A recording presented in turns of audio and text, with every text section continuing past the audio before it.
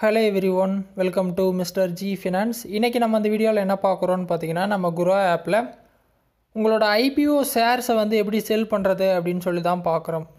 So நம்ம சேனல்ல already IPO எப்படி அப்ளை பண்றது அப்படினு சொல்லி ஆல்ரெடி வீடியோ இருக்கும், தெரியாதவங்க பாருங்க.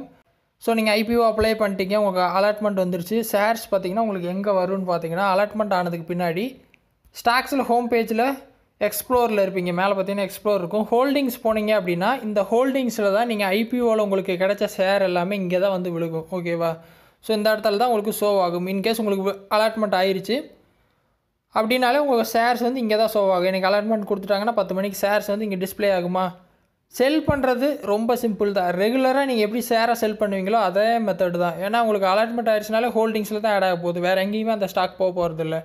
ஸோ இங்கே எதாவது ஸ்டாக் இருக்குதுன்னு வச்சுக்கலாம். ஃபார் எக்ஸாம்பிள் நான் சொல்கிறேன், இங்கே உங்கள் ஸ்டாக்ஸ் விழுந்துருச்சு, ஒரு 100 குவான்டிட்டியா 500 குவான்டிட்டி ஏதோ ஒரு அலாட்மெண்ட் வந்திருக்கு, இங்கே இருக்குதுன்னு வச்சுக்கலாம்.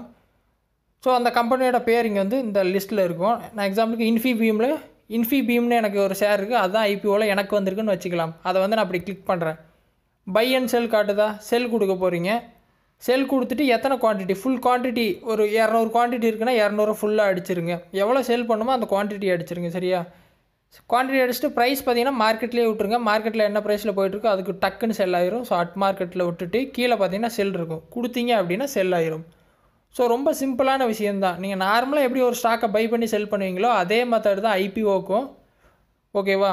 ஸோ இந்த மாதிரி செல் பண்ணிட்டீங்க அப்படின்னா உங்கள் ஐபிஓ ஷேர் எல்லாம் செல் ஆயிரும். செல்லான பின்னாடி என்ன ஆகும்னு பார்த்தீங்கன்னா அந்த அமௌண்ட் இருக்குது இல்லையா, இப்போ நீங்கள் செல் பண்ணியிருப்பீங்க, அந்த அமௌண்ட் பார்த்தீங்கன்னா ரைட் சைட் டாப்பில் ப்ரொஃபைல் பிக்சர் இருக்குது, அந்த பேஜ் கொடுத்தீங்க அப்படின்னா அந்த ப்ரொஃபைல் பேஜ், அதாவது இந்த செட்டிங் பேஜ் வந்துடும். இங்கே வந்து அந்த பணம் வந்து ஆட் ஆயிரும். இந்த பேலன்ஸில் பார்த்தீங்கன்னா இங்கே வந்து அந்த பணம் ஆட் ஆகிருக்கும்.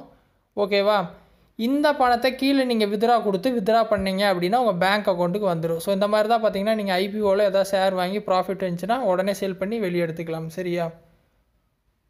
ஸோ ட்ரை பண்ணுங்கள். டவுட் இருந்தால் வீடியோ கமெண்ட்ஸில் சொல்லுங்கள். வேறு எதுவும் டாபிக்ஸில் வீடியோ வேணும் அப்படின்னாலும் கமெண்ட்ஸில் சொல்லுங்கள், நான் போஸ்ட் பண்ணுறேன். ஃபஸ்ட் டைம் சேனல் வந்தால் சப்ஸ்கிரைப் பண்ணி சப்போர்ட் பண்ணுங்கள். இன்னொரு யூஸ்ஃபுல்லான வீடியோவில் உங்களை நாளைக்கு சந்திக்கிறேன். நன்றி, வணக்கம்.